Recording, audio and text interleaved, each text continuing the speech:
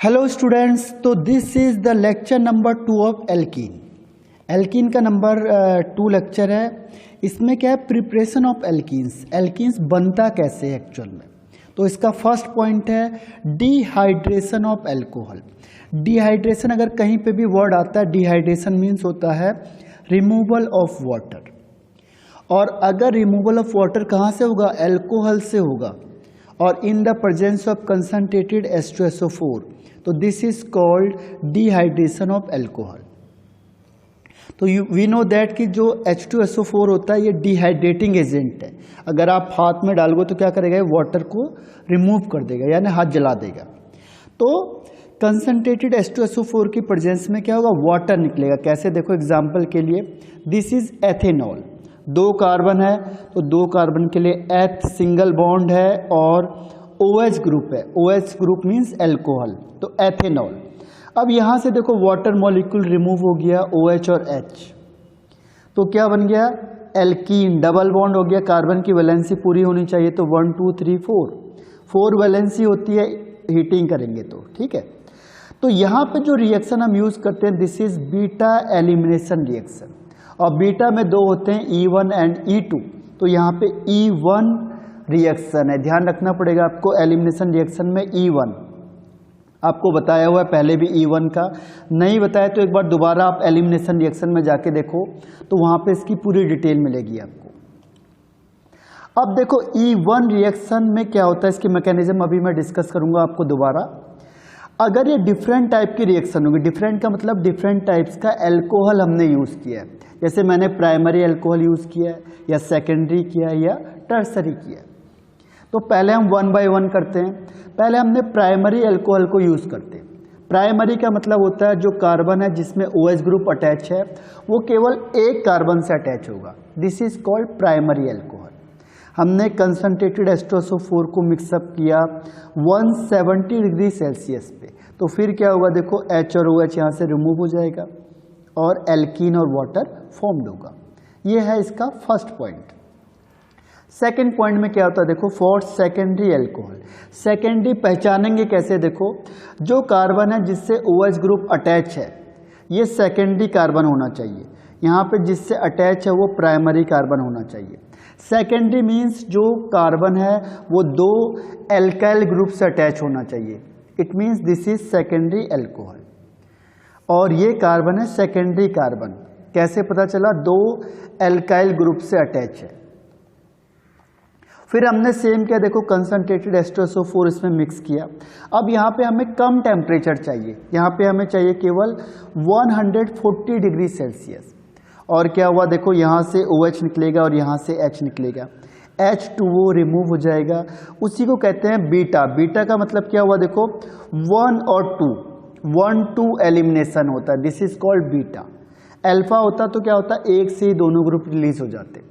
तो beta elimination है, यानी कि 1 और 2 से रिलीज होगा, तो यहाँ से H और यहाँ से OH निकलेगा, तो एक डबल बॉन्ड आ जाएगा, तो CH2 double bond CH single bond CH3, और वाटर का मॉलिक्यूल क्या होगा, यहाँ से रिमूव हो जाएगा। तो ये था सेकेंडरी एल्कोहल। अब नेक्स्ट वन देखो, टर्सरी एल्कोहल। टर्सरी एल्कोहल में क्या होता है, टर्सरी एल्कोहल में होता है कि जो कार्बन है आपका, ये कार्बन जो OH ग्रुप है ये टर्सरी कार्बन से अटैच है। टर्सरी देखो आपको दिखने से लग रहा है कि ये जो C है ये 3 एल्काइल ग्रुप से अटैच है, 1 2 3, तो उसे कहेंगे हम टर्सरी कार्बन। तो जो टर्सरी, जो OH टर्सरी कार्बन से अटैच होगा वो टर्सरी एल्कोहल, जो सेकेंडरी कार्बन से अटैच होगा वो सेकेंडरी एल्कोहल, जो प्राइमरी कार्बन से अटैच होगा वो प्राइमरी एल्कोहल। अब हमने फिर वही किया, कंसंट्रेटेड H2SO4 मिक्स किया 100 डिग्री सेल्सियस पे। फिर क्या होगा, देखो यहाँ से OH और यहाँ से कहीं से भी H निकाल लो, कोई फर्क नहीं पड़ता, क्योंकि तीनों क्या है इसमें सेम है। तो कहीं से भी आपने H निकाला, OH निकाला, तो क्या होगा, डबल बॉन्ड आ जाएगा, बाकी सारे सिंगल बॉन्ड रहेंगे। तो CH2 double bond C, single bond CH3 और सिंगल बॉन्ड CH3, ठीक है। तो ये एल्कीन फॉर्म्ड हो गया। अब वो कह रहा है कि इसका स्पीड क्या होगी, देखो ईज ऑफ डिहाइड्रेशन, जल्दी कौन होगा, टर्सरी सबसे जल्दी होगा। क्यों? क्योंकि टर्सरी कार्बोकैटायन की स्टेबिलिटी सबसे ज़्यादा होती है। आपको बताया था मैंने, ये क्या करेगा, OH निकल के यहाँ पे कार्बोकैटायन फॉर्म्ड होगा। तो कार्बोकैटायन क्या होता है, टर्सरी सबसे ज़्यादा स्टेबल होता है। तो ऑब्वियस बात है कि जो टर्सरी हो क्या उसकी स्पीड ज़्यादा फास्ट होगी। उसके बाद सेकेंडरी कार्बोकैटायन की स्टेबिलिटी ज़्यादा होती है, इसीलिए जो डिहाइड्रेशन होगा वो सेकेंडरी का ज़्यादा होगा और प्राइमरी का सबसे कम होगा। यानी अगर आपको रेट पूछा जाएगा कि किसकी स्पीड सबसे ज़्यादा होगी, रेट ऑफ रिएक्शन किसका ज़्यादा होगा, तो टर्सरी अल्कोहल सबसे ज़्यादा होगा, उसके बाद सेकेंडरी और फिर प्राइमरी। ये ध्यान रखना, ये अल्कोहल की बात हो रही है। अल्कोहल, टर्सरी अल्कोहल सबसे ज़्यादा स्पीड से होगा, फिर सेकेंडरी और सबसे कम होगा प्राइमरी। रीज़न क्या है कि जो स्टेबिलिटी होती है कार्बोकैटायन की वो टर्सरी के सबसे ज़्यादा होती है। देखो कैसे बता देता हूँ, टर्सरी का मतलब क्या हुआ, यहाँ पे 3C अटैच होगा, ठीक है, और ये OH ग्रुप है। तो जैसे ये OH ग्रुप निकलेगा यहाँ पे क्या चार्ज आएगा, प्लस चार्ज आ जाएगा, प्लस चार्ज आएगा, तीनों C है तो क्या बन गया, ये टर्सरी कार्बन बन गया, टर्सरी कार्बोकैटायन। अब देखो ये यहाँ से जल्दी आना चाहेगा ना, यानी इसकी स्पीड फास्ट होगी, क्योंकि इसकी स्टेबिलिटी क्या है, टर्सरी की स्टेबिलिटी ज़्यादा है, तो ये क्या होना चाहेगा, जल्दी से इससे इसमें कन्वर्ट होना चाहेगा, यानी इसका जो रेट ऑफ रिएक्शन है वो सबसे फास्ट होगा। इसके बाद देखो सेकेंडरी का एग्जाम्पल देखते हैं, यहाँ पे OH लिखा, यहाँ पे C, यहाँ पे C, ये H, ये सेकेंडरी हो गया। अब सेकेंडरी से OH निकलेगा तो यहाँ पे फिर प्लस चार्ज आएगा। अब देखो, अब इन दोनों में से किसकी स्टेबिलिटी ज़्यादा है, टर्सरी की स्टेबिलिटी ज़्यादा है, सेकेंडरी की कम है, तो इसकी स्पीड क्या होगी, स्लो होगी, थोड़ा कम होगी, क्योंकि स्टेबिलिटी उतनी नहीं आ रही है, कम आ रही है। इसकी स्टेबिलिटी ज़्यादा थी, इसकी स्टेबिलिटी क्या कम आ रही, तो क्या होगा, इसका जो कन्वर्जन है वो भी स्लो हो जाएगा, यानी इसकी रेट ऑफ रिएक्शन भी क्या होगी, स्लो हो जाएगी, सीधी सी बात है। और फिर आता है प्राइमरी का, प्राइमरी मीन्स एक कार्बन अटैच है, फिर ये किस में चेंज होगा, प्लस चार्ज में। तो अब इसकी स्पीड क्या होगी, और स्लो हो जाएगी। क्यों? क्योंकि इसकी स्टेबिलिटी कम है, जो इंटरमीडिएट बन रहा है उसकी स्टेबिलिटी कम है, तो क्यों चेंज होना चाहेगा, वो चेंज होगा भी तो बहुत आराम से स्लोली चेंज होगा। और एक बिल्कुल प्राइमरी है, देखो ये जिसके आगे कोई भी नहीं लगा हुआ है, तो अगर ये चेंज होता है तो इसका स्पीड क्या होगा, सबसे ज़्यादा कम होगा, क्योंकि ये सबसे लीस्ट स्टेबल है। तो स्टेबिलिटी चेक करने का ही तरीका है। अब देखो इसकी मैकेनिज्म क्या होती है, मैकेनिज्म मतलब स्टेप बाय स्टेप ये कैसे होता है। देखो पहला स्टेप में होता है प्रोटोनेशन। प्रोटोनेशन का मतलब एडिशन ऑफ प्रोटोन। जनरली ध्यान रखना H प्लस को हम प्रोटोन कहते हैं, कभी भी हम कहेंगे अगर प्रोटोन तो उसका मतलब हुआ H प्लस, ये ध्यान रखना है। अब मैंने कहा था यहाँ पे हम कंसनट्रेटेड H2SO4 को यूज़ करते हैं, तो इसका कुछ ना कुछ रोल होगा, ठीक है।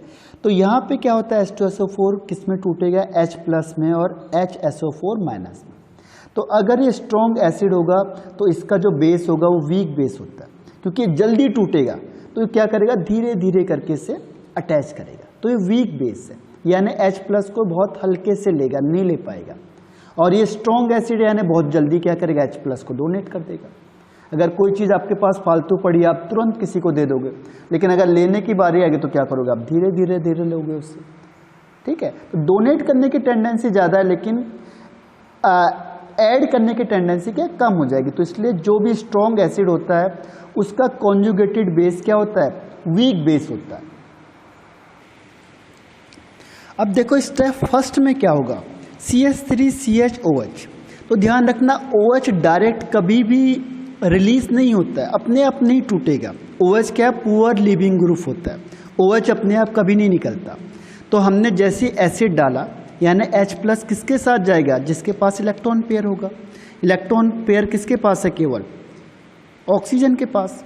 तो ये यहाँ से इसके साथ अटैच हो गया, और अटैच होगा तो क्या होगा, इसे कहेंगे प्रोटोनेशन, यानी प्रोटोन ऐड हो गया इसमें। और क्या बनेगा, CH3CH2OH2, और यहाँ पे प्लस चार्ज, क्योंकि ऑक्सीजन ने इलेक्ट्रॉन पेयर डोनेट किया है तो उसमें कौन सा चार्ज आएगा, प्लस चार्ज। इसको हम कहते हैं यहाँ पे प्रोटोनेटेड एल्कोहल। प्रोटोनेटेड एल्कोहल यानी प्रोटोन ऐड हो चुका है इस एल्कोहल में, तो this is called protonated alcohol. ये फास्ट रिएक्शन होती है क्योंकि प्लस माइनस को अटैक करेगा। अब सेकंड होती है जो, उसमें क्या होता है, कार्बोकैटायन फॉर्म्ड होता है और ये रिमूवल ऑफ वाटर के साथ, तो ये रेट डिटरमाइनिंग स्टेप होता है सेकंड वाला। तो ऑक्सीजन क्या होता है, ज़्यादा इलेक्ट्रोनेगेटिव होता है तो क्या करेगा, ये कार्बन से इलेक्ट्रॉन छीन के ले जाता है। तो इलेक्ट्रॉन किसके साथ चले गए, ऑक्सीजन के साथ, because oxygen is more electronegative than carbon. तो ये इलेक्ट्रॉन इसके साथ चले गए तो H2 निकल गया और प्लस चार्ज किस में आ गया, C में आ गया। इसीलिए हमने कहा कि कार्बोकैटायन की स्टेबिलिटी चेक करो, क्योंकि इसमें जो इंटरमीडिएट है वो कार्बोकैटायन बनेगा। कार्बोकैटायन बन गया। अब थर्ड स्टेप में क्या आता है, देखो थर्ड स्टेप होता है डीप्रोटोनेशन, यानी प्रोटोन क्या होगा यहाँ से, यानी H+ यहाँ से रिमूव हो जाएगा। किसकी प्रेजेंस में, वीक बेस की प्रेजेंस में। ठीक है, अब होता क्या, देखो CH2+ है और यहाँ पे CH2 है, ये हाइड्रोजन है। तो जो बेस है वो किस पे अप्रोच करेगा, जो ये हाइड्रोजन है आपका, इस हाइड्रोजन की तरफ आएगा, इसको यहाँ से क्या करेगा, निकालेगा बाहर, अपनी तरफ अट्रैक्ट करेगा। तो H+ यहाँ से रिमूव हो गया और जो ये इलेक्ट्रॉन पेयर है वो क्या होगा, प्लस इलेक्ट्रॉन को अपनी तरफ खींचेगा, क्योंकि पॉजिटिव चार्ज है। पॉजिटिव क्या करेगा, इलेक्ट्रॉन को अपनी तरफ खींचेगा, इससे हेल्प करेगा और ये यहाँ से क्या होगा, रिलीज हो जाएगा। तो ये H+ और HSO4 मिलके क्या होता है, H2SO4 अलग हो जाता है, यानी ये कैटलिस्ट का काम करेगा। इसे हम कहते हैं एसिडिक डिहाइड्रेशन। एसिडिक का मतलब एसिड की प्रेजेंस में, या एसिड कैटेलाइज्ड डिहाइड्रेशन, यानी जो एसिड है वो कैटलिस्ट का काम कर रहा है यहाँ पे। इसको हम ये भी कहते हैं, ध्यान रखना, एसिडिक कैटेलाइज्ड, यानी कैटलिस्ट का काम कर रहा है।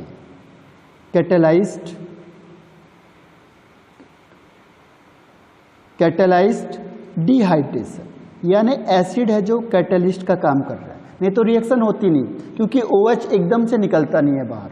यहाँ से H निकलेगा और ये बॉन्ड यहाँ आके डबल बॉन्ड बना देगा, यानी क्या बन जाएगा, एल्कीन फॉर्म हो जाएगा। ठीक है, एक बार फिर से देखो, जो H2SO4 था एक कैटलिस्ट का काम करेगा। पहले टूटेगा H+ और SO4-। जो H+ है वो कहाँ अटैक करेगा, जहाँ पे ऑक्सीजन है, क्योंकि ऑक्सीजन के पास ही लोन पेयर है, बाकी किसी के पास है ही नहीं। और H+ है, जिसका मतलब क्या हुआ, कोई भी इलेक्ट्रॉन नहीं है इसके पास, तो कहाँ अटैच होगा, जहाँ पे ऑक्सीजन है हर हमेशा। OH कभी भी ध्यान रखना अपने आप रिमूव नहीं होता। अगर आपको OH को हटाना है तो उसमें एसिड मिला दो, एसिड मिलेगा तो H क्या होगा, इसके साथ मिल जाता है, और जब H मिल जाएगा तो देखो ऑक्सीजन ने अपने इलेक्ट्रॉन पेयर दिया हुआ है, तो प्लस चार्ज होगा और 2 हाइड्रोजन इसमें लग जाएंगे। अब ये क्या हो गया, गुड लिविंग ग्रुप हो गया। ध्यान रखना, अब आप इसको आराम से निकाल सकते हो, पहले नहीं निकाल सकते थे। OH कभी भी डायरेक्ट नहीं निकलेगा, ध्यान रखना। अगर OH को निकालना है तो एसिड मिलाओ, ये बन गया, अब ये आराम से निकल जाएगा। अब ये ग्रुप क्या हो गया, क्योंकि ऑक्सीजन ज़्यादा इलेक्ट्रोनेगेटिव होता है, तो इलेक्ट्रोनेगेटिव होता है तो क्या होगा, ऑक्सीजन कार्बन से इलेक्ट्रॉन को खींच लेगा और ये H2O निकलेगा और इस कार्बन पे कौन सा चार्ज आएगा, plus charge, means carbocation formed हो गया। ठीक है, तो दिस इज सेकंड स्टेप। अब ये क्या है, प्लस चार्ज है, प्लस चार्ज क्या करेगा, इलेक्ट्रॉन को अपनी तरफ खींचने की कोशिश करेगा, और यहाँ पे बेस है ही हमारे पास HSO4-। तो ये बेस क्या करेगा, इस हाइड्रोजन को अपनी तरफ खींचता है, खींचेगा जैसे इसको अपनी तरफ, तो क्या होगा, यहाँ से अपनी तरफ इसे खींचेगा तो ये बॉन्ड यहाँ से यहाँ शिफ्ट हो जाएगा, क्योंकि इलेक्ट्रॉन तो इसके पास है ही, तो ये डबल बॉन्ड बन जाएगा, यानी बन गया ये एल्कीन। और ये H+ यहाँ से मिलके क्या बन जाएगा, फिर H+ और HSO4-, ये दोनों मिलके फिर क्या बन गए, H2SO4, यानी कैटलिस्ट का काम करेगा। तो ऐसी इसकी जो जितनी मैकेनिज्म हो इस तरीके से ही चलती है, जितनी भी होंगी रिएक्शन। अब इसमें ध्यान रखना, ये E1 है, यूनिमोलिकुलर है, ना कि रेट ऑफ रिएक्शन केवल एक ही मॉलिक्यूल पर डिपेंड करता है। रेट ऑफ रिएक्शन केवल अल्कोहल पे डिपेंड करेगा, बस बाकी पे नहीं करेगा, इसे कहते हैं यूनिमोलिकुलर। ये SN1 की तरह, ध्यान रखना, SN1 की तरह होती है, यूनिमोलिकुलर होती है। ठीक है, और यहाँ पे जो इंटरमीडिएट है वो कार्बोकैटायन होता है, इसीलिए जो इसमें रेट ऑफ रिएक्शन होता है टर्सरी का ज़्यादा होगा, फिर सेकेंडरी का, फिर प्राइमरी का। क्यों, क्योंकि जो स्टेबिलिटी होती है वो टर्सरी कार्बोकैटायन की ज़्यादा होती है। ठीक है। ठीक है, तो वो स्टेबिलिटी पे डिपेंड करेगा, जितना ज़्यादा स्टेबिलिटी होगी उतना रेट ऑफ रिएक्शन ज़्यादा हो जाएगा। ये रीअरेंजमेंट रिएक्शन है, ध्यान रखना, E1 रीअरेंजमेंट है। इसमें क्या होगा, जो प्लस चार्ज है वो शिफ्ट हो सकता है प्राइमरी से सेकेंडरी में और सेकेंडरी से टर्सरी में, क्योंकि टर्सरी की स्पीड सबसे ज़्यादा होती है, तो वो टर्सरी में रुकना पसंद करेगा प्लस चार्ज। तो यहाँ पे रीअरेंजमेंट पॉसिबल है।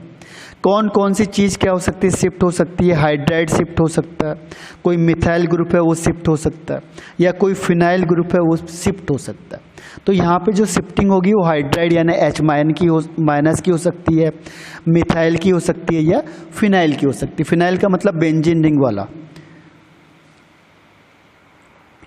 ये जनरली ऑर्डर ऑफ स्टेबिलिटी मैंने आपको पहले ही डिस्कस किया था। टर्सरी कार्बोकैटायन ज़्यादा स्टेबल होता है, फिर बेंजाइल कार्बोकैटायन होता है, फिर एलाइल कार्बोकैटायन होता है, फिर सेकेंडरी कार्बोकैटायन होता है, और सबसे लास्ट में प्राइमरी कार्बोकैटायन होता है। तो इस तरीके से इसकी स्टेबिलिटी, और जितनी ज़्यादा स्टेबिलिटी होगी क्या होगा, रेट ऑफ रिएक्शन उतना फास्ट हो जाएगा।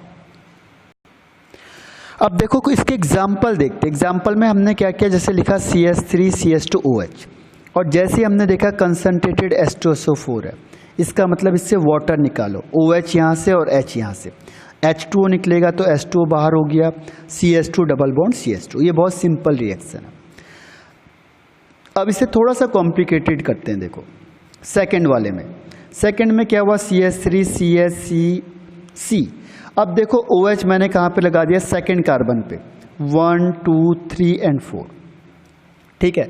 अब सवाल ये हुआ कि कौन सा हाइड्रोजन निकलना चाहिए, पहला ये 1 वाला या फिर 2 वाला, क्योंकि ये दोनों बीटा है, इसमें बीटा हाइड्रोजन बाहर निकलेगा। वो सेडजेप रूल आप याद करो, सेडजेप रूल यहाँ पे अप्लाई होता है, ठीक है। तो यहाँ पे क्या होगा, दो पॉसिबिलिटी होती है। तो सबसे पहले ये OH यहाँ से निकलेगा, और सेकेंड नंबर पे जो है उसमें क्या होगा, प्लस चार्ज आ जाएगा। यहाँ से नंबरिंग करो, यहाँ से कर लो, आप इधर से करोगे नंबरिंग, इधर से कर लो, 1 2 3 और 4। तो जो सेकेंड वाला OH है इसमें क्या हुआ, प्लस चार्ज आ गया, ठीक है। तो क्योंकि ये H2O निकलेगा, जैसे इसमें H प्लस होगा यहाँ से H2O बनेगा, ये बाहर निकलेगा, यहाँ पे कार्बोकैटायन आ गया। अब इसके पास दो पॉसिबिलिटी है कि जो हाइड्रोजन है कहाँ से निकलना चाहिए, यहाँ से या यहाँ से। तो देखो हमने पहले केस में क्या किया, सेकेंड वाले से जो एलिमिनेशन किया, सॉरी फर्स्ट वाला एलिमिनेशन किया, हमने क्या किया, जो इधर वाला है एलिमिनेशन वो किया, ठीक है। इसको 3H कर देंगे, यानी कि थर्ड वाले से एलिमिनेशन किया, यहाँ से तीसरे वाले से हाइड्रोजन को निकाला। ये दोनों निकलेंगे तो क्या होगा, 2 और 3 के बीच में क्या हो गया, डबल बॉन्ड आ गया। देखो 2 और 3 के बीच में डबल बॉन्ड आ गया। इसमें अल्फा हाइड्रोजन है 6, यानी इसकी स्टेबिलिटी ज़्यादा है। अप्लाई किया हमने सेडजेप रूल को और हाइपर कॉन्जुगेशन लगाया तो 6 अल्फा हाइड्रोजन। अगर हमने दूसरे नंबर का किया, फर्स्ट हाइड्रोजन को हमने यहाँ से क्या किया, रिमूव किया इस वाले को, तो क्या होगा, 1 और 2 के बीच में डबल बॉन्ड आ जाएगा। ये 1 और 2 के बीच में डबल बॉन्ड आ गया। तो देखो इसमें अल्फा हाइड्रोजन केवल कितने, 2 अल्फा हाइड्रोजन है। तो इन दोनों के कंपैरिजन में 6 अल्फा हाइड्रोजन की स्टेबिलिटी क्या है, ज़्यादा है। इसकी स्टेबिलिटी ज़्यादा है, देखो 6 वाले की, यानी कि ये मेजर प्रोडक्ट होगा और ये माइनर प्रोडक्ट होगा, और इसी को हम कहते हैं सेडजेप रूल।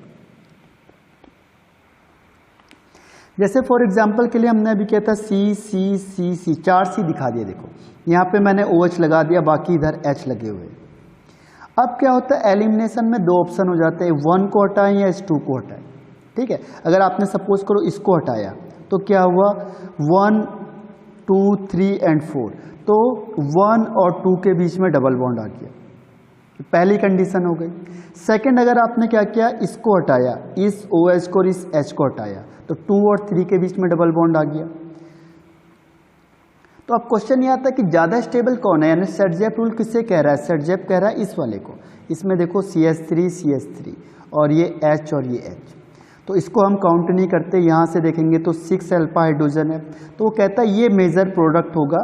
और इसको देखो यहाँ पे ये है, और इसमें कितने हाइड्रोजन लगे, 1 2 3 4, यानी 2 हाइड्रोजन लगे, तो इसमें 2 अल्फा हाइड्रोजन है, यानी इसकी स्टेबिलिटी कम होगी, तो ये माइनर प्रोडक्ट बनेगा।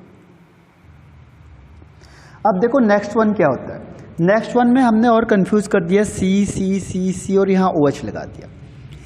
कंसनट्रेटेड H2SO4 की प्रेजेंस में हमने हीटिंग करी तो क्या हुआ, देखो जहाँ पे OH है वहाँ से OH निकल जाएगा इस एसिड की प्रेजेंस में और यहाँ पे प्लस चार्ज आ जाएगा।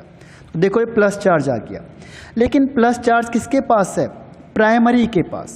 और स्टेबल कौन होता है ज़्यादा, सेकेंडरी होता है। तो यहाँ पे रीअरेंजमेंट होगा, यहाँ पे जो H माइनस है ये वाला सेकेंडरी का, ये यहाँ से शिफ्ट होकर इसके पास चले जाएगा और जो प्लस चार्ज है वो कहाँ पे आएगा, सेकेंडरी में, क्योंकि सेकेंडरी की स्टेबिलिटी क्या होती है, ज़्यादा होती है। ध्यान रखना, कार्बोकैटायन में सबसे ज़्यादा टर्सरी, अब यहाँ पे कोई टर्सरी तो है नहीं, उसके बाद सेकेंडरी, तो हर कोई चाहता है कि स्टेबिलिटी ज़्यादा हो जाए। तो ये क्या होता है, जो प्लस चार्ज था वो प्राइमरी में था, पहले प्राइमरी से शिफ्ट होके सेकेंडरी में आ गया और यहाँ से H माइनस क्या हुआ, यहाँ से शिफ्ट होके फर्स्ट में चला गया। ठीक है, अब ये स्टेबल ज़्यादा हो गया क्योंकि यहाँ पे रखो या यहाँ पे रखो एक ही बात है, ये भी सेकेंडरी ये भी सेकेंडरी, तो इसके आगे शिफ्टिंग नहीं होगी। अब ये ध्यान रखना, जहाँ पे मोस्ट स्टेबल होगा यहाँ पे सेकेंडरी ज़्यादा स्टेबल है तो सेकेंडरी में होगा, अगर यहाँ पे टर्सरी होता तो ये यहाँ से यहाँ शिफ्ट हो जाता। तो हमें देखना है कि स्टेबिलिटी कहाँ पे ज़्यादा हो रहा है, उस अकॉर्डिंग क्या होती है, उसमें शिफ्टिंग होती है स्टेबिलिटी के अकॉर्डिंग। अब फिर क्या होगा, देखो अब इसके पास फिर दो ऑप्शन हो गए कि हाइड्रोजन यहाँ से निकालेंगे यहाँ से निकालेंगे। ठीक है, इसके पास फिर दो ऑप्शन है, 1 से निकालें या 3 से निकालें। अगर मैंने यहाँ से 1 से निकाला तो क्या होगा, इन दोनों के बीच में डबल बॉन्ड आएगा। ठीक है, तो ये इस तरीके से बनेगा, देखो 1 से निकालेंगे तो ये बनेगा। अब हमने देखा इसमें 2 अल्फा हाइड्रोजन है यानी इसकी स्टेबिलिटी कम है, तो ये माइनर प्रोडक्ट होगा। और सेकंड ऑप्शन मेरे पास क्या था यहाँ से कि तीसरे नंबर से हाइड्रोजन को निकालें, तो तीसरे से निकालेंगे तो 2 और 3 के बीच में डबल बॉन्ड आएगा इस तरीके से, ये 1 2 3 एंड 4, तो 2 और 3 के बीच में डबल बॉन्ड आएगा तो इसमें 6 अल्फा हाइड्रोजन है यानी कि ज़्यादा स्टेबल होता है, तो ये मेजर प्रोडक्ट होगा। तो जो ज़्यादा स्टेबल होगा वो मेजर प्रोडक्ट होगा। अब इसमें हम H2SO4 के अलावा और भी डिहाइड्रेटिंग एजेंट ले सकते हैं, जैसे P2O5 और Al2O3 अगर वेपर फेज में हुआ तब, या फिर कंसनट्रेटेड H3PO4 या फिर ड्राई HCl, ये सब का सब वही काम करेंगे जो हमने H2SO4 के साथ किया था। तो इसे हम कहते हैं डिहाइड्रेटिंग एजेंट, जो वाटर को रिमूव कर रहा है। This is called dehydrating. D मतलब रिमूव करना, हाइड्रेटेड मीन्स वाटर को, और एजेंट का मतलब जो सब्सटेंस वाटर को रिमूव कर रहा है, this is called dehydrating agent. देखो अब इसका सेकंड पॉइंट आता है डीहाइड्रोहेलोजिनेशन। नाम से ही सब कुछ क्लियर हो रहा है। देखो डी मतलब रिमूव करना, हाइड्रो मतलब हाइड्रोजन, हेलो मतलब हेलोजन, यानी कि हाइड्रोजन और हेलोजन को हम यहाँ से रिमूव करेंगे। किससे? एल्काइल हैलाइड से। अगर कोई भी एल्काइल हैलाइड होगा, अगर हम उससे हाइड्रोजन और हेलोजन को रिमूव कर रहे हैं तो this process is called dehydrohalogenation. और ये किसकी प्रेजेंस में होगा? स्ट्रॉन्ग बेस की प्रेजेंस में, जैसे alcoholic KOH, alcoholic NaOH etcetera, जो हम अभी लास्ट में डिस्कस करेंगे कि कौन से स्ट्रॉन्ग बेस है उसकी प्रेजेंस में रिएक्शन होती है। तो this is called dehydrohalogenation. Example के लिए देखो ये हेलोजन CC, इसमें हेलोजन ग्रुप लगा हुआ है, तो this is called alkyl hydrogen. इसका नाम हो जाएगा क्लोरो इथेन। Cl हो गया तो Cl के लिए क्लोरो, 2 कार्बन के लिए एथ और सिंगल बॉन्ड के लिए N, chloroethane. This is alkyl halide. Halide means halogen. अब जैसे हमने इसमें एल्कोहलिक डाला, क्या होगा? यहाँ से HCl रिमूव हो जाएगा, तो ये भी बीटा एलिमिनेशन हो गया। देखो 1 2 से निकल रहा है, तो दिस इज बीटा एलिमिनेशन। ठीक है, और यहाँ डबल बॉन्ड आ जाएगा। अब क्या होगा? देखो KOH टूटता है किसमें? K प्लस में और OH माइनस में, तो K प्लस Cl के साथ जाता है KCl बनाता है, H प्लस OH के साथ जाता है H2O बना देता है। तो इसमें ये 2 प्रोडक्ट बनेंगे ही बनेंगे, KCl एंड H2O। ये जो रिएक्शन होती है एलिमिनेशन रिएक्शन होती है बीटा एलिमिनेशन में, E2 होता है, जैसे SN2 होता है ऐसे E2 होता है, और ये भी सेडजर रूल को फॉलो करता है। ठीक है, अब इसमें भी देखो कंफ्यूजिंग वाला सवाल है, लेकिन सेडजर रूल आपको लगाना है। यहाँ पे भी देखो वही कॉन्सेप्ट है, 1 2 3 4, 4 कार्बन दे दिए, Cl आपको यहाँ दे दिया। अब आपके पास फिर 2 ऑप्शन हो गए कि H, कौन सा H को निकालें हम। देखो पहला H ये वाला और सेकंड H ये वाला। तो अगर आपने इन दोनों के बीच को निकाला ठीक है। तो यहाँ पे क्या होगा, देखो इसमें फर्स्ट और सेकंड के बीच में क्या होगा, डबल बॉन्ड आ जाएगा और ये माइनर बनेगा क्योंकि इसमें 2 अल्फा हाइड्रोजन है, हम बहुत बार डिस्कस कर चुके हैं, और इसकी स्टेबिलिटी कम होगी। दूसरा ऑप्शन हमारे पास क्या है कि यहाँ से H को निकालें। तो जैसे हम इस HCl को निकालेंगे क्या होगा, 2 और 3 के बीच में डबल बॉन्ड आएगा, ये 2 और 3 के बीच में डबल बॉन्ड है, इसमें 6 अल्फा हाइड्रोजन होते हैं, तो ये मेजर प्रोडक्ट बनेगा। तो सेम कॉन्सेप्ट है, देखो कोई ज़्यादा डिफरेंस नहीं है, रिपीट होती जाएंगी चीज़ें। मैंने आपको बार बार कहा था कि इसमें आप इनिशियल की चीज़ों को ध्यान दोगे तो क्या होगा, रिपीटिशन बहुत ज़्यादा है। तो ये फिर वही कॉन्सेप्ट हो गया, यहाँ पे OH था पहले, यहाँ Cl आ गया, बाकी तो कॉन्सेप्ट सेम था। और यहाँ पे हम स्ट्रॉन्ग बेस को यूज़ करेंगे, वहाँ पे वीक बेस को यूज़ कर रहे थे। वीक बेस होगा तो E1 और अगर स्ट्रॉन्ग बेस होगा तो E2 फॉलो होगा। लेकिन दोनों में खास बात क्या है कि दोनों में जो ईज ऑफ डीहाइड्रोहेलोजिनेशन होगा वो दोनों का सेम होगा, टर्सरी, सेकेंडरी एंड प्राइमरी, दोनों में सेम कॉन्सेप्ट है। यहाँ से Cl को निकालो तो फिर क्या होगा, यहाँ पे इसी तरीके से फॉर्मेशन होगी। तो इसका जो ईज ऑफ डीहाइड्रोहेलोजिनेशन होगा वो भी क्या होगा, टर्सरी, सेकेंडरी एंड प्राइमरी। अब इसमें देखो मैकेनिज्म होता है E2 का स्ट्रॉन्ग बेस की प्रेजेंस में। ध्यान रखना, E2 होगा अगर हमने स्ट्रॉन्ग बेस लिया, E1 होगा अगर हमने वीक बेस लिया, और ये हाई टेम्परेचर में रिएक्शन होती, ध्यान रखना हाई टेम्परेचर में। अगर आपने क्या क्या टेम्परेचर कम कर दिया तो ये SN2 भी बन जाता है। तो हाई टेम्परेचर में रिएक्शन होती है। अब देखो ये 1 स्टेप की रिएक्शन है, होता क्या है इसमें, देखो हमने कोई भी एल्कीन लिया, यहाँ पे CH2 डबल बॉन्ड CH3 और यहाँ पे Cl लिया, और यहाँ पे मैंने क्या किया, एल्कोहलिक KOH डाला। तो ये क्या है, बेस का काम करेगा। मैंने कहा था स्ट्रॉन्ग बेस है, तो स्ट्रॉन्ग बेस इसमें कौन सा होगा, OH minus is strong base. तो ये वेट नहीं करेगा कि पहले H निकलेगा या पहले Cl निकलेगा फिर मैं अटैक करूँगा। इसीलिए क्या होती है, E2 रिएक्शन होती है जो वो 1 स्टेप की होती है, तो वो वेट नहीं करता कि पहले यहाँ से Cl निकलेगा फिर इसमें प्लस चार्ज आएगा फिर मैं यहाँ से अटैक करूँगा फिर मैं H को निकालूंगा फिर यहाँ डबल बॉन्ड आएगा। वो क्या करता है, डायरेक्ट अटैक करता है। OH माइनस क्या करेगा, डायरेक्ट अटैक करेगा H पे, वो भी अपोजिट साइड से। देखो Cl इधर है, इसके अपोजिट साइड से, स्टेरिक हिंड्रेंस की वजह से यहाँ नहीं आ पाता।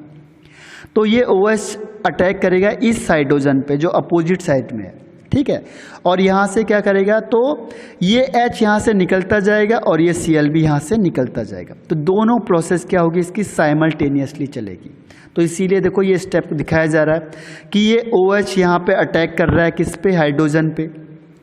हाइड्रोजन धीरे धीरे करके निकल रहा है, कहाँ से, यहाँ से हाइड्रोजन निकल रहा है, ये हाइड्रोजन को लेके जा रहा है कौन, OH माइनस, और ये बॉन्ड को ये धीरे धीरे इधर खींच रहा है, और खींच रहा है क्योंकि Cl होता है, ये धीरे धीरे यहाँ से निकल रहा है। तो Cl is leaving group, Cl यहाँ से निकलेगा तो इसमें प्लस चार्ज आएगा, प्लस चार्ज आएगा तो ये इलेक्ट्रॉन को खींचेगा, इलेक्ट्रॉन को खींचेगा तो यहाँ डबल बॉन्ड आ गया, H निकलेगा यहाँ से, H और OH मिलके क्या बन गया, H2O बन गया। तो ये जो स्टेट होती है इसे कहते हैं ट्रांजिशन स्टेट, ये वाली स्टेट है ट्रांजिशन स्टेट। और फिर क्या हुआ, डबल बॉन्ड बन गया, H2O बन गया और KCl बन गया। KCl कैसे बना, देखो KOH टूटेगा किसमें, OH माइनस और K प्लस में, तो K प्लस और Cl माइनस मिलके KCl बना देते हैं, H प्लस और OH माइनस मिलके H2O बना देते हैं, ठीक है। तो ये इसकी रिएक्शन हो गई।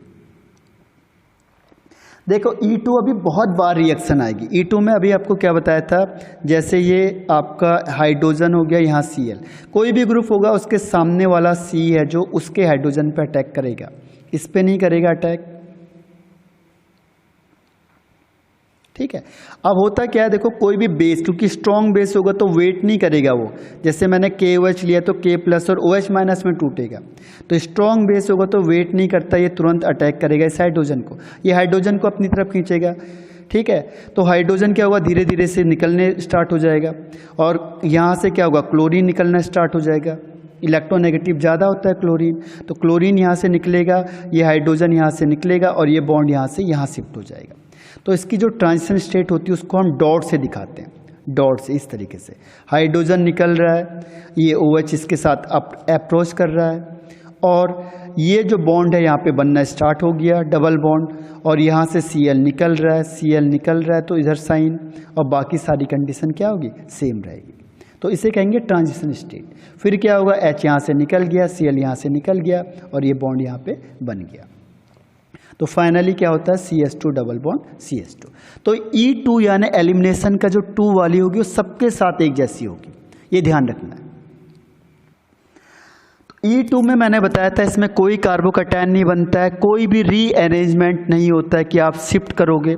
लेकिन जो इसमें इंटरमीडिएट को जो बनता है इसे कहते हैं बेबी एल्कीन्स। बेबी एल्कीन्स देखो दिख रहा है हमें कि थोड़ा थोड़ा सा डबल बॉन्ड बन रहा है। ये जब आप इंटरमीडिएट में आ रहे हैं तो देखो ये ऐसा लग रहा है, थोड़ा थोड़ा सा देखो डॉटेड लाइन से शो कर रहे हैं, मीन्स क्या है, ये बेबी एल्कीन बोलते हैं। एल्कीन बना नहीं है अभी, देखो ये C था, यहाँ पे डॉट से दिखा रहे हैं, ये डॉट से दिखाया जा रहा है, यानी आधा बन रहा है। बनने की प्रोसेस क्या है इसकी, कंटिन्यू है, बना नहीं है अभी। ये निकल रहा है, ये निकल रहा है और ये भी निकल रहा है, तो ये बॉन्ड इधर शिफ्ट हो रहा है, तो धीरे धीरे करके शिफ्ट हो रहा है ये, तो इसीलिए से बेबी एल्कीन बोलते हैं। बेबी एल्कीन ध्यान रखना, ट्रांजिशन स्टेट को हम कहते हैं बेबी, मतलब ये बन रहा है डबल बॉन्ड, बना नहीं है पूरा। और इसमें अभी हमने कहा था कि जो ईज ऑफ रिएक्शन होगी, जो रेट होगा वो टर्सरी, सेकेंडरी और प्राइमरी होगा, टर्सरी का सबसे ज़्यादा। तो इसमें जो रेट ऑफ रिएक्शन है वो दोनों पे डिपेंड करेगा। देखो बेस पे भी डिपेंड कर रहा है। तो कई बार क्वेश्चन क्या आता है कि सपोज मैंने बेस की कंसंट्रेशन डबल कर दी, तो बताओ रेट ऑफ रिएक्शन क्या होगा, तो ये भी डबल हो जाएगा।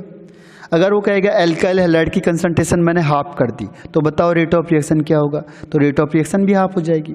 यानी जिस हिसाब से क्वांटिटी आप चेंज करोगे उस हिसाब से क्या होगा, रेट ऑफ रिएक्शन भी चेंज होगा। क्वेश्चन क्या है, देखो उन्होंने क्या है CH3 CH2 OH दे दिया और यहाँ पे लिख दिया उन्होंने एल्कोहलिक KOH, ठीक है। अब वो कहेगा कि सपोज KOH की कंसंट्रेशन को हमने पहले से डबल कर दिया, पहले जितनी थी उससे डबल कर दिया, तो बताओ इसके रेट ऑफ रिएक्शन में क्या इफेक्ट पड़ेगा, ठीक है। तो अभी हमने कहा ये E2 रिएक्शन होती है, इसमें एल्कोहल और बेस दोनों की कंसंट्रेशन के डायरेक्टली प्रोपोर्शनल होता है, ठीक है। अब इसको A मान लो, इसे B मान लो, इसे K मान लो, तो rate of reaction is equal to क्या हो जाएगा, रेट ऑफ रिएक्शन KAB हो जाएगा। अब सपोज करो उसने कहा कि इसकी कंसंट्रेशन डबल कर दी, तो पहले B था, अब कितना हो जाएगा, 2B हो जाएगा। तो rate of reaction is equal to क्या हो जाएगा, KA और यहाँ पे 2B, तो 2B अंदर मल्टीप्लाई करोगे तो क्या होगा 2KAB। तो पहले क्या था KAB था, अब कितना हो गया 2KAB हो गया, यानी पहले से रेट ऑफ रिएक्शन भी क्या होगी, डबल हो जाएगी। तो ये क्वेश्चन कई बार आपको देता है, मेंस लेवल के लिए भी क्वेश्चन आते हैं इसमें या नीट लेवल के। तो वो कहता है वो कहेगा कि मैंने एल्काइल जो हेलोजन है या एल्काइल हैलाइड है इसकी कंसंट्रेशन मैंने डबल कर दी, तो अगर इसकी कंसंट्रेशन डबल कर दी, हैलाइड है तो यहाँ पे Cl लगा दो। अगर मैंने इसकी कंसंट्रेशन डबल कर दी तो यहाँ क्या होगा, रेट ऑफ रिएक्शन डबल हो जाएगा। अगर मैंने इसकी कंसंट्रेशन हाफ कर दी तो रेट ऑफ रिएक्शन हाफ हो जाएगी। अगर दोनों की कंसंट्रेशन हाफ कर दी तो क्या होगा 1/2 1/2 यानी 1/4 कम हो जाएगा। यानी ये क्या मैथमेटिकल टर्म्स है। अब देखो मैंने कहा था E2 रिएक्शन हाई टेम्परेचर पे होती है, ध्यान रखना है आपको। अब सेम कॉन्सेप्ट है, देखो एल्कोहलिक लिया हमने और यहाँ पे Br ग्रुप ले लिया, CCBr। एल्कोहलिक आएगा तो आप समझ जाओगे HBr को बाहर निकाल दो, यहाँ डबल बॉन्ड आ जाएगा, Br K के साथ जाएगा KBr और H जाएगा OH के साथ यानी H2।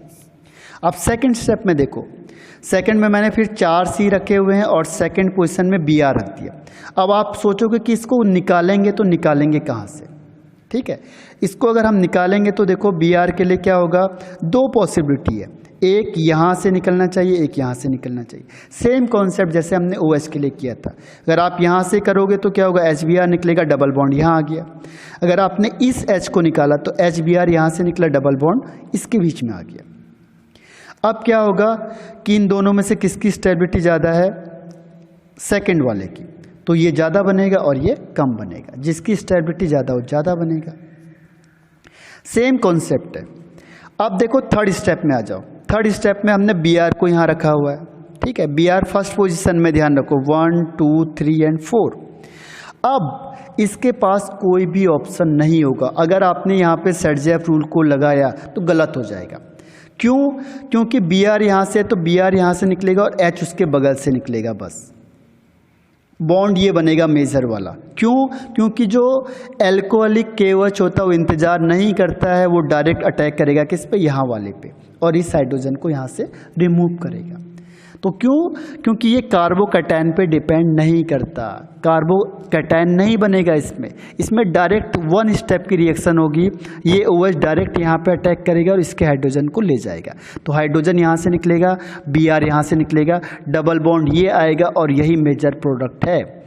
रीज़न क्या है कि इसमें कोई भी कार्बोकैटायन नहीं बनता है, तो इसमें वो वाला कॉन्सेप्ट ख़त्म हो गया। ठीक है, इसीलिए इसका दूसरा प्रोडक्ट नहीं बनेगा जो हम यहाँ पे दिखा रहे थे, या इसमें रीअरेंजमेंट नहीं होगा कि ये प्लस चार्ज यहाँ से यहाँ शिफ्ट हो जाएगा। E2 में रीअरेंजमेंट नहीं होता है, नो रीअरेंजमेंट। तो ध्यान रखना, यहाँ पे कंफ्यूज मत होना। अगर स्ट्रॉन्ग बेस होगा तो ये रीअरेंजमेंट शो नहीं करेगा और ये वाला ही मेजर प्रोडक्ट होगा, तो इसके लिए थोड़ी सी ध्यान रखनी पड़ती है। अगर वीक होता तो यहाँ पे रीअरेंजमेंट हो जाता, क्योंकि E1 रिएक्शन होती है। स्ट्रॉन्ग होगा तो रीअरेंजमेंट नहीं होगा। ये कुछ बेसिक चीज़ें जो आपको याद रखनी पड़ेगी। अब देखो तीसरा स्टेप मैंने टर्सरी बना दिया, यहाँ पे C है, CH3 CH3 CH3, ये CH2 और Br। अब देखो Br ये निकलेगा, स्ट्रॉन्ग ले लिया मैंने, देखो स्ट्रॉन्ग बेस लिया हुआ है, तो ये Br निकलेगा, लेकिन इसके सामने कोई H है नहीं। यहाँ देख लो, यहाँ पे अगर ये C है, इसके बगल में जो C है इसमें कोई भी हाइड्रोजन नहीं है, तो ये रिएक्शन नहीं होगी, नो रिएक्शन टेक प्लेस, क्योंकि इसके पास कोई भी हाइड्रोजन नहीं है। ठीक है, तो इस चीज़ का कुछ का ध्यान रखना आपने। अब देखो इसमें कौन कौन से स्ट्रॉन्ग बेस है वो याद रखना है आपने। जैसे एल्कोहलिक KOH स्ट्रॉन्ग बेस है, एल्कोहलिक NaOH स्ट्रॉन्ग बेस है, NaNH2 ये इनसे भी ज़्यादा स्ट्रॉन्ग है, ध्यान रखना, NaNH2 इनसे भी ज़्यादा स्ट्रॉन्ग है। तो जहाँ पे बहुत ज़्यादा स्ट्रॉन्ग चाहिए होगा तो NaNH2 चला लेंगे हम वहाँ पे। और नेक्स्ट है C2H5OH और C2H2ONA, ये माना जाएगा। देखो ये इसकी तरह है, इसकी तरह स्ट्रॉन्ग बेस है। एल्कोहलिक का मतलब ये तो एल्कोहल है ही, एल्कोहल मतलब इन सब के साथ ये है। एल्कोहलिक का मतलब ध्यान रखना, कई बार आपको कंफ्यूज कर देगा, वो लिखेगा KOH और C2H5OH। तो ये एल्कोहलिक का मतलब उसके साथ एल्कोहल है, यानी ये तो ऑलरेडी है, तो ये स्ट्रॉन्ग में ही माना जाएगा। ऐसी एल्कोहल है, ये भी एल्कोहलिक होगा, C2H5ONA, ध्यान रखना। तो यहाँ पे कंफ्यूज ना हो जाए, तो ये क्या है? स्ट्रॉन्ग बेस है। इस केस में E2 प्रीफर होगा, E2 रिएक्शन प्रीफर होगी। अब नेक्स्ट पॉइंट क्या आता है? नेक्स्ट आता है इसमें डीहेलोजिनेशन ऑफ विसिनल एंड जेमिनल डाइहैलाइड। देखो मैंने कहा था नाम में ही सब कुछ रखा हुआ है। अब नाम देखो इसका डी इसके समझ जाओगे रिमूव हो रहा है कुछ। हेलोजन मतलब हेलोजन, यानी कि जहां से हेलोजन क्या होगा? रिमूव होगा। This is called dehalogenation. अगर मैंने कहा डीहाइड्रोहेलोजिनेशन मतलब हाइड्रोजन और हेलोजन रिमूव हो रहे हैं, और मैंने कहा डीहेलोजिनेशन मतलब केवल हेलोजन ही रिमूव होगा, ओनली हेलोजन इज रिमूव्ड। तो removal of halogen from vicinal और जेमिनल डाइहैलाइड। ठीक है, अब विसिनल क्या होता है और जेमिनल क्या होता है? देखो विसिनल का मतलब होता है जब एडजेसेंट पोजीशन में हेलोजन लगा होगा, जैसे ये है 1 पे तो इसके एडजेसेंट यानी 2, इन दोनों में डिफरेंट कार्बन में हेलोजन अटैच होगा, that is called vicinal. Adjacent में होना चाहिए, इस ये नहीं कि यहाँ पे और इसका तीसरे नंबर पे, वो नहीं है। 1 और 2 पे अगर हेलोजन होगा तो this is called vicinal dihalide. Di का मतलब दो हेलोजन ग्रुप होंगे एडजेसेंट पोजीशन में। और सेकंड इज जेमिनल। जेमिनल का मतलब एक ही कार्बन से दोनों अटैच होंगे, एक ही कार्बन से जो दो, डाई का मतलब 2 हेलोजन जो अटैच होंगे वो सेम कार्बन एटम से अटैच होंगे, सेम कार्बन से, एक से ही दोनों के दोनों अटैच हो गए, तो दिस इज कॉल्ड जेमिनल, या जैम भी कहते हैं, शॉर्ट में जैम कहते हैं, GEM। ठीक है, तो जैम का मतलब एक ही कार्बन से दोनों अटैच होंगे, और विसिनल का मतलब एडजेसेंट कार्बन पे 2 हेलोजन ग्रुप अटैच होंगे। अब देखो क्या होता है विसिनल डाइहैलाइड में। पहले हम विसिनल की बात करते हैं। अगर विसिनल डाइहैलाइड में जिंक डस्ट को मिलाएं या फिर NaI और एसीटोन को, ध्यान रखते हैं इन दोनों में से कुछ भी लिखा होगा, जिंक लिखा होगा, जिंक डस्ट लिखा होगा, हीटिंग लिखी होगी, ठीक है। इस केस में क्या होगा कि एल्कीन फॉर्म्ड होता है। कैसे, देखो Zn आपने यूज़ किया है तो ये क्या करेगा, इस Br को हटाएगा, Zn के साथ ZnBr2 निकल जाएगा और यहाँ पे क्या होगा, ये डबल बॉन्ड आ जाएगा, ठीक है। तो डबल बॉन्ड का मतलब आपका एल्कीन बन गया, इथीन, और ZnCl2 क्या हो गया, यहाँ से रिमूव हो गया। सेम कॉन्सेप्ट देखो यहाँ से, अगर हमने लिया CH3 CH CH2 और ये Br फिर क्या हो गए, 3 कार्बन लिए, यहाँ पे Br होगा। फिर हमने जिंक डस्ट यूज़ किया तो Zn इन दोनों Br को क्या करेगा, रिमूव कर देगा, यानी ये भी एलिमिनेशन रिएक्शन है। तो ZnBr2 अलग हो जाएगा और जहाँ से निकले वहाँ पे डबल बॉन्ड आ जाएगा, यानी CH2 CH CH3। Same concept है, देखो एक तरीके से चीज़ें क्या हो रही, चल रही हैं। नेक्स्ट में हमने क्या किया, फिर 4 कार्बन ले लिए, 1 2 3 4। अब तो इसमें कोई ऑप्शन ही नहीं बचता। अगर मैंने NaI एसीटोन या Zn को लिया तो सीधी सी बात है, जहाँ से आप निकालोगे इसे वहाँ पे आप डबल बॉन्ड लगा दो। तो कहाँ से निकल रहा है, देखो 1 2 3 एंड 4, तो 2 3 से क्या हो रहा है, Br ग्रुप निकल रहा है, तो यहाँ पे क्या हो गया, डबल बॉन्ड लग जाएगा। तो ये बन गया आपका एल्कीन यानी ब्यूटीन। तो इसमें कौन कौन सी चीज़ यूज़ की हमने, जिंक डस्ट या NaI और एसीटोन, ठीक है। तो इस कंडीशन में होगा क्या, ये रिमूवल ऑफ डीहेलोजिनेशन, यानी हेलोजन ग्रुप, देखो इस ग्रुप से कौन निकला, हेलोजन निकला, तो इसीलिए इसका नाम कह दिया उन्होंने डीहेलोजिनेशन। अब देखो रिएक्शन कौन जल्दी करता है, I- सबसे जल्दी निकलेगा, बड़ा साइज होता है, फिर Br निकलेगा, फिर Cl निकलेगा और सबसे लेट में कौन निकलेगा, फ्लोरीन। और ये भी देखो एलिमिनेशन रिएक्शन हो रही, तो ये भी E2 रिएक्शन है, लेकिन ये एंटी एलिमिनेशन रिएक्शन बोलते हैं इसे। इसमें ना तो कोई कार्बोकैटायन फॉर्म्ड होता है, इंटरमीडिएट बनेगा तो बेबी एल्कीन्स बनता है, जो हम बार बार करते आ रहे हैं, देखो वही प्रोसेस इसमें चल रही है, ठीक है। इसीलिए मैंने इसमें आपको मैकेनिज्म नहीं दिखाई, क्योंकि मैकेनिज्म एक जैसी चलती है सबकी। अब देखो थोड़ा सा इसमें स्टीरियो एस्पेक्ट के बेस पे थोड़ा सा डिफरेंस है, उसे हम डिस्कस करते हैं। देखो स्टीरियो के बेस पे, स्टीरियो मतलब स्पेस में लगने के बेस पे, देखो अगर आपको दिखने में लग रहा है कि सिस प्रोडक्ट मिल रहा है आपको, ठीक है, आपने देखा सिस, तो इसमें अगर आप यहाँ पे सिस लोगे तो एंटी का मतलब होता है अपोजिट, ध्यान रखना। अपोजिट का मतलब आपको जो ट्रांस प्रोडक्ट मिलेगा वो मेजर मिलेगा और सिस वाला माइनर मिलेगा। वैसे भी जो ट्रांस होता है वो ज़्यादा स्टेबल होता है, लेकिन यहाँ का थोड़ा कॉन्सेप्ट अलग है, ठीक है। कैसे होता है एक बार आपको करके बता देता हूँ मैं इसे।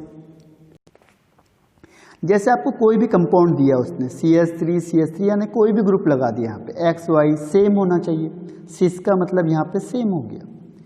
इसमें एंटी होता है, यानी कि अपोजिट हो जाएगा। जब हम एलिमिनेशन रिएक्शन करेंगे तो अपोजिट में क्या होगा, कोई एक पार्ट को, इन दोनों में से कोई एक को आप क्या करो, रिवर्स कर दो। एंटी का मतलब अपोजिट कर दो, लेकिन किसी भी एक को इसमें से 1 या 2 में से किसी भी एक को क्या करो, रिवर्स कर दो, उल्टा कर दो, ध्यान रखना। तो आपने सपोज करो इसी को रिवर्स कर दिया तो क्या होगा, यहाँ से Br इधर चला गया, H इधर चला गया, CH3 और यहाँ से H Br और यहाँ पे CH3। अब होगा क्या, यहाँ से देखो, यहाँ से क्या निकलेगा, Br, और यहाँ से क्या निकलेगा, Br। तो ये Br और ये Br निकल गए, तो देखो H कहाँ हो गए, अपोजिट साइड हो गए, ठीक है। तो अगर इसका जो प्रोडक्ट बनता है वो क्या बनेगा, ट्रांस वाला ज़्यादा बनेगा। देखो H इधर आ गया, H इधर आ गया, तो यहाँ से CH3 इधर चला जाएगा, CH3 इधर चला जाएगा, तो जो ये ट्रांस होगा वो मेजर होगा। और सिस भी बनेगा, सिस का मतलब क्या हुआ, same group line same side, लेकिन ये बहुत कम बनेगा, ये बनेगा माइनर। अब देखो अगर मैंने यहाँ पे थोड़ा सा चेंज कर दिया, देखो टेक्निकली क्या करता है, आपको चेंज करके देगा। वो उसने यहाँ पे आपको दे दिया, कैसा दे दिया, ट्रांस, यानी यहाँ Br और यहाँ Br, ट्रांस बन गया, ये H और एक H। तो फिर आपको क्या करना है, अगर उसने यहाँ पे लिख दिया, देखो एल्कोहलिक KOH लिख दिया, या जो मैंने आपको भी बेस बताया था स्ट्रॉन्ग बेस, उसमें से उसने कोई भी बेस को यूज़ किया हुआ है, सॉरी यहाँ पे जिंक डस्ट है, और या फिर कौन सा है, NaI और एसीटोन है, इन दोनों में से अगर उसने कोई भी लिया होगा तो क्या होगा, देखो कि इन दोनों में से किसी भी एक को टर्न करो आप, वन फोल्ड करो, आपको बताया था वन साइड, इन दोनों में से एक को फोल्ड करना है आपने, रिवर्स करना है। तो रिवर्स आपने सपोज फिर आपने पहले वाले को रिवर्स कर दिया तो क्या होगा, बी आर यहाँ चले जाएगा, एच यहाँ चला जाएगा, इसीलिए ये एंटी है। एंटी मतलब अपोजिट हो जाता है एक साइड, ठीक है। अब होगा क्या, देखो फिर यहाँ से बी आर आप इसे रिमूव कर दो तो जो एच है वो सेम साइड आ गया, यानी कि अब इसमें जो प्रोडक्ट बनेगा वो सिस वाला ज़्यादा बनेगा। इसमें ध्यान रखना, इस तरीके से जो सिस वाला होगा मेजर प्रोडक्ट, और इसका जो ट्रांस बनेगा, दूसरा है ट्रांस का मतलब same group lie in opposite side, ये ट्रांस बन गया, देखो दिस इज ट्रांस, यानी सेम ग्रुप है अपोजिट साइड में है तो दिस इज कॉल्ड ट्रांस। ये बनेगा इसमें माइनर प्रोडक्ट, माइनर यानी ये कम बनेगा और ये ज़्यादा बनेगा। तो इसको थोड़ा सा ध्यान देके करना आप लोगों ने, क्योंकि टेक्निकल है, कई बार आपको इसी में क्वेश्चन दे देता है वो कि सिस या ज़्यादा प्रोडक्ट कौन सा बनेगा, किस टाइप के इसमें प्रोडक्ट बन सकते हैं। अब हम देखो इस टॉपिक का लास्ट पॉइंट पे आते हैं। आज इस लेक्चर का लास्ट पॉइंट है जेमिनल डाइहैलाइड। जेमिनल का मतलब होता है जब एक ही कार्बन पे दो हेलोजन ग्रुप अटैच होते हैं। देखो दो हेलोजन ग्रुप अटैच है तो यहाँ पे क्या होगा, देखो यहाँ से Cl निकलेगा, यहाँ से Cl निकलेगा, ऐसी प्रोसेस उसकी भी थी सेम। अब यहाँ से Cl निकलेगा तो एक फ्री रेडिकल यहाँ पे बच गया इस C के पास, और यहाँ से Cl निकलेगा तो एक फ्री रेडिकल इसके पास बच गया।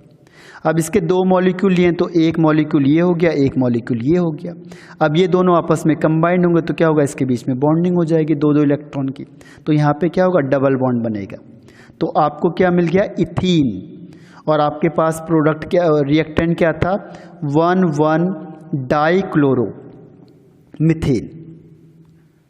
मिथेन से आपने इथीन बना दिया, 1,1 डाइक्लोरो मिथेन था, मिथेन और इससे इथीन बन गया, ठीक है। तो इसमें ध्यान रखना आपने कि जो germinal dihalide react with zinc metal तो फॉर्म क्या करेगा, एल्कीन फॉर्मेशन होगा। ऐसी सेम कॉन्सेप्ट किसके साथ है, देखो इथीन के साथ। यहाँ पे भी हम लिखेंगे 1,1 डाइक्लोरो इथेन। फिर क्या हुआ, देखो जिंक डस्ट लाए, हम वही सेम प्रोसेस होगी, तो यहाँ से Cl निकलेगा, यहाँ से Cl निकलेगा, ये ZnCl2 बाहर हो जाएगा। फिर क्या होगा, यहाँ पे CH3 और CH2, इसके पास दो इलेक्ट्रॉन बचेंगे। फिर यहाँ पे भी यही होगा क्योंकि इसके दो मॉलिक्यूल लिए हमने, तो दो मॉलिक्यूल लिए तो एक ये बचा और एक ये बचा। अब ये दोनों आपस में कंबाइंड हो जाएंगे, कंबाइंड होंगे तो यहाँ पे जहाँ पे बीच में क्या होगा, डबल बॉन्ड आएगा क्योंकि दो इलेक्ट्रॉन की शेयरिंग कर लेंगे, ठीक है। तो ये बनेगा ब्यूट-2-इन। तो इस तरीके से एल्कीन फॉर्मेशन होगा। तो ये लेक्चर यहीं पे फिनिश होता है। इसको अच्छी तरह से लिखो, रिपीट करो। रिपीट करोगे जितना, देखो बार बार वही चीज़ें आती जा रही हैं। आप एक दो बार की मेहनत होती, बस स्टार्टिंग की मेहनत है, बस आगे आपको ये लगेगा ही नहीं कि कोई चीज़ डिफरेंट है। वही चीज़ क्या होगी, रिपीट होती जाएगी। Thank you.